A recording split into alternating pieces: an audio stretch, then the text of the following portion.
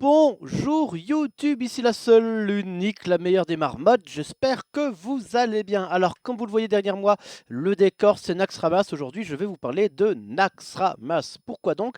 Car vous devez le savoir, si vous ne le savez pas, allez regarder la magnifique, incroyable et fabuleuse vidéo que nous avons fait avec l'ami Jérémy sur les nouveaux changements qui vont arriver. Naxxramas va bientôt sortir du mode standard. Alors ne vous inquiétez pas, Naxxramas sera toujours jouable en mode quartier libre, en mode classique comme vous connaissez maintenant, jusque Blizzard va rajouter un nouveau mode, le mode standard, n'autorisant que les cartes sorties les 2 dernières années. Donc existe, Naxxramas existe, Gobelin contre Gnome de ce nouveau format. Et donc qui dit changement de format, qui dit Naxxramas un petit peu mis de côté de ce nouveau format qui sera le format des tournois compétitifs d'Hearthstone. Pas de tout venant, c'est que si vous voulez compétitivité, si vous voulez vous battre, jouer contre les meilleurs, ou si vous êtes intéressé par le rang top légende tous les mois, ce sera le format. Mais ne vous inquiétez pas, vous pourrez continuer à jouer dans le format quartier libre avec Naxxramas. Mais donc pour moi, Naxxramas va partir. Parce que tant je compétitif, Naxxramas va partir. Et du coup, avant de partir, je voulais faire une petite vidéo d'adieu à 5 cartes qui m'ont marqué, que j'ai trouvé extraordinaires et qui m'ont marqué à Naxxramas, qui m'ont marqué et qui ont pour moi bouleversé la méta. Je vais faire un petit top du 5e au premier. La carte pour moi qui a est la 5e carte, la moins entre guillemets, la plus forte comme de Naxxramas, ça a été l'Afnérubien. Pourquoi? Parce que ça a permis à déjà un tas de jeux d'exister, notamment le Zome. On pense au deck un peu omelette en druide, en paladin récemment, au deck Raptor, Zo Raptor. Et en fait, ça arrivait à un moment, le deck Raptor voleur bien entendu, mais surtout arrivé à un moment donné où le Zo, en fait, sur une baston, sur un double tourbillon, était complètement à la ramasse, ne pouvait pas survivre. Et cet œuf en fait a permis d'avoir du body et de donner une très bonne arme pour les agros contre certaines cartes trop fortes, notamment Baston, Météore en druide, également ce genre de cartes. Ça arrive à ce moment. Et donc du coup ça a permis de bouleverser un petit peu la méta en donnant plus d'armes aux jeux agro et midrange contre les gros jeux contrôle. Et j'ai trouvé ça extrêmement intéressant et très bien pensé. Qui plus est, on peut les booster, puissance accablante, etc. Bref, une carte moi qui m'a beaucoup marqué, j'ai beaucoup apprécié. Ensuite, le mad scientiste. Alors lui, que ce soit en chasseur, en paladin à une époque, avec les vengés, ou en mage, c'est une carte qui est devenue un incontournable. On ne peut pas jouer chasseur ou mage à l'actuel sans en inclure deux. Et c'est, je la trouve extrêmement forte. Pareil, le fait de faire du carte advantage en chasseur ou qui est une classe qui a très peu de cartes de draw, c'est très fort. Ça te permet d'épurer les jeux pour avoir plus de pioches.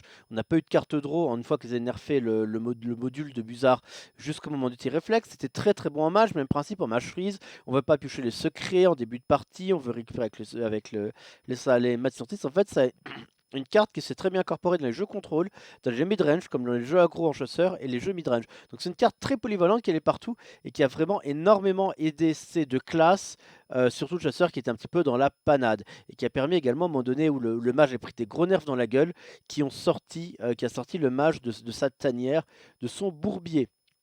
Troisième carte, alors ça c'est un coup de cœur.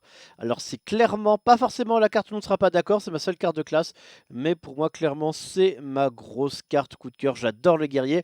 Le guerrier est ma classe préférée. Si vous suivez mes vidéos, si vous me suivez sur Twitch, vous verrez que moi le guerrier je le... Voilà quoi, je dans le cœur, je le kiffe. Je suis un vrai, je suis un bonhomme, j'adore les armures, j'adore les armes, j'aime bien entendu, lui il est pas, pardon, excusez-moi. Donc je trouve cette carte extraordinaire. Et là pareil, le guerrier avait un gros souci de tenue de board une fois les petites armes passées jusqu'au moment où on arrivait à la baston. Il y avait un peu exécution, il n'y avait pas sonné. Du coup cette arme est arrivée, elle a permis de faire du 2 pour 1 contre des créatures plus solides que la petite hache, en forçant plus à jouer le Sogef Cruel. Bref, une carte que j'ai trouvée excellentissime, que j'ai adorée et que je ne peux que regretter son départ. Qui plus est, elle a été extraordinaire dans le Grim Patron, qui étant un nain est un deck que j'ai apprécié malgré tout ce que je l'ai critiqué, malgré tout ce que je lui ai vomi dessus tellement je le trouvais beaucoup trop OP. Bref, pour moi c'est une carte vraiment je vais être très triste. Je vais être très triste quand elle va partir. Maintenant, le top 2. Oreb. Oreb, pourquoi Oreb? Parce qu'en fait, Oreb, pourquoi il était design Oreb? Petit cours d'histoire, à un moment donné, il y avait un jeu qui s'appelait le Voleur Miracle, où le moment donné où le Commissaire Priseur valait 5, l'Hero valait 4, enfin ça faisait des OTK, n'importe quoi d'LT 6, 7, c'était inarrêtable, ça a dû piocher ton jeu, c'était complètement fumé, c'était de la drogue en barre. Et en fait, Oreb est arrivé en mode en disant bonjour, je m'appelle Oreb, je viens défoncer les jeux Voleur Miracle. Sauf que ça n'a pas marché. Le deck était tellement fort qu'il a vu Oreb, il a fait lol, Oreb, je m'en fous, je suis tellement fort, je m'en tamponne. En fait, cette carte était désignée pour contrer le voleur miracle. Ça n'a pas suffi, mais par contre, elle était tellement forte, parce que le but était tellement de contrer le voleur miracle, on venait de donner des bonnes stats, qu'elle s'est retrouvée dans tous les decks très vite. Et en fait, en empêchant, c'est clairement, en fait, Oreb était bien désigné, ou l'OATM en anglais, Parce qu'en fait, il a permis d'empêcher qu'il y ait trop de mâcheries, soit trop fort, que tel type de 2, que Druid, notamment double combo, ne puisse pas être du tout contré au niveau de la tempo. Et voilà, donc en fait, une carte qui était très très forte, très solide, peut-être un petit peu trop. Peut-être un petit peu trop, parce qu'en fait on la voit quasiment dans tous les jeux, et peut-être que c'est ça aussi qui fait qu'une carte est trop forte, c'est quand elle est tellement polyvalente que tous les jeux sont obligés de la jouer. Comme le déchiqueteur piloté actuellement, c'est de la drogue. Voilà, comme le déchiqueteur piloté, voilà. Donc le fait qu'il parte pas forcément mal. On verra peut-être d'autres cartes, des Cairns, des Black Knight qu'on ne voyait plus reprendre sa place, ça va être intéressant. Mais en tout cas, pareil, Oreb, t'as été parfait dans ton rôle. C'est les larmes aux yeux et les regrets plein la voix que je te dis au revoir. Et enfin, pareil, en tant que joueur contrôle, le Krajoaz.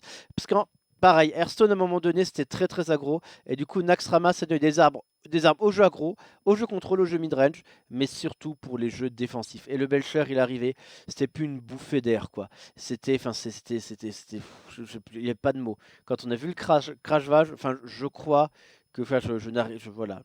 Le bureau s'est levé de moi, c'est n'importe quoi le Krajoaz. C'est. Enfin voilà quoi, lui, son impact sur le board, le fait qu'il y ait un repop, du coup le fait qu'il te fasse gagner 7 points de vie quasiment, qu'il tank 7 points de vie, qu'il y ait un repop, que du coup il y a un death rattle, et du coup on peut faire des petites combos death rattle avec des dupliqués, le faire repop, etc.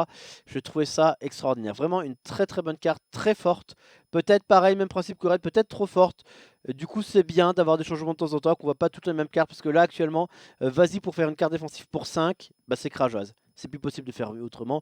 Le truc est là tellement fort, à moins de faire un super Krajoaz qui coûte 5 et qui est 4-6 et qui fait un slim 2-3 quand il meurt. Voilà, le T5 est craqué. Mais en tout cas, merci Krajoaz, tu m'as donné beaucoup de bonheur, tu m'as donné beaucoup de plaisir, tu m'as permis de gagner des games, tu m'as fait rager parce que j'en ai perdu. Et c'était extraordinaire. Et pour moi, c'est la carte de tout Naxxramas qui a eu le plus d'impact dans la méta. Ce Krajoaz qui a permis de ralentir les choses, que ce soit moins aggro. Qu'on n'ait pas que des kills entre le tour 4 et 6. Alors voilà, je vais vous montrer les 5 meilleures cartes, mais je vais aussi vous montrer l'étron magique de Naxxramas. La bouse extraordinaire. Le plus que de la bouse, plus qu'un étron. Enfin, je sais pas, il n'y a pas de mot pour dire à quel point c'est de la merde. La gargouille, bien sûr, la gargouille de chien infâme. La carte, je te heal, mais je n'ai même pas le taunt en vrai. Elle aurait été un 4 taunt. Pourquoi pas, tu as le taunt, tu fais des traits, tu te heal, mais ça n'a jamais servi à rien. C'est toujours resté en déclasseur. Et tu as la palme de la bouse d'or de Naxxramas, je te félicite. Merci la gargouille, merci, merci, merci. Allez, d'ailleurs, on va faire un dernier petit tour sur Naxxramas avant que je stoppe cette vidéo. Voilà, faisons un petit tour sur Naxxramas. Qu'est-ce que donne Naxxramas au final? Parce qu'en fait, on va voir l'extension était juste complètement ouf. Graine de poison, ça a été joué, c'est encore joué dans les druides meult. Certes, deck un petit peu fun, mais on trouve une utilité. On regarde derrière. Tisseuse, joué dans le Hunter Mid. Dupliqué, toujours très joué dans les mages rénaux, dans tout ce qui est tempo, dans tout ce qui est Echo Giant, et très bonne carte qui trouve son utilité. Voilà, pour l'instant, on voit 3 cartes qui ont des utilités, qui ne sont pas forcément prédominantes, mais aucune utilité. Venger, on en voit partout dans les pas d'un secret. Sombre Sectateur, même s'il est moins présent maintenant, il était obligatoire dans le jeu prêt pendant plus d'un an. Embusque Canubar, on n'a jamais réussi à avoir de voleur midrange. C'est un des gros défauts du voleur. On n'a jamais réussi à avoir un deck voleur midrange qui arrive à se baser sur des créatures, sur de la tempo, avec des crédières où l'embusqué aurait pu avoir sa place. Semi-échec, mais la carte était bien désignée. Réincarnation, pareil, deck fun, c'était joué, chaman réincarnate, ça continue à être joué un peu pour le fun. Implorateur du vide, pas besoin de vous en parler.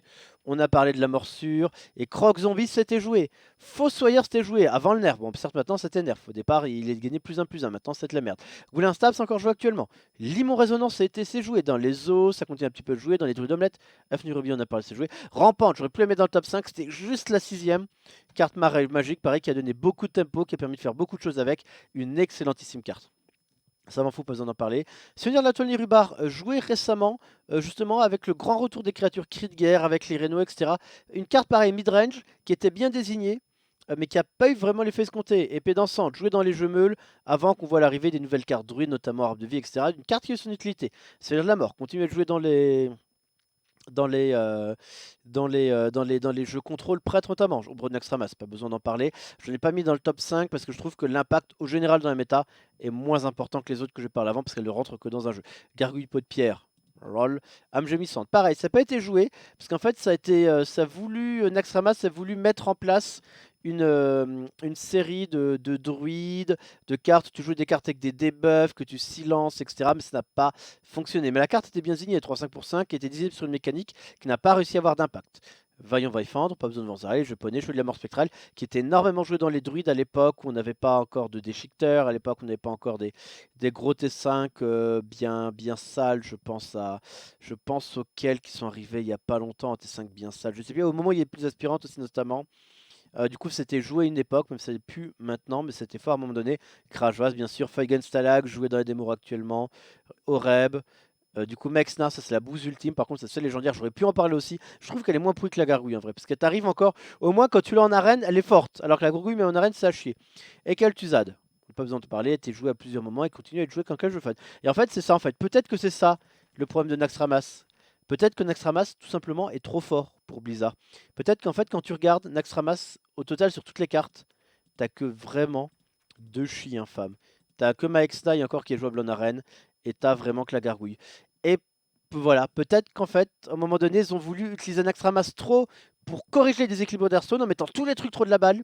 Et du coup, on est arrivé sur une extension trop forte qui est devenue trop indispensable et qui est du coup nécessaire qu'elle bouge du format standard. Parce qu'actuellement, le vrai problème de Naxxramas, c'est que tu reviens dans 3 ans.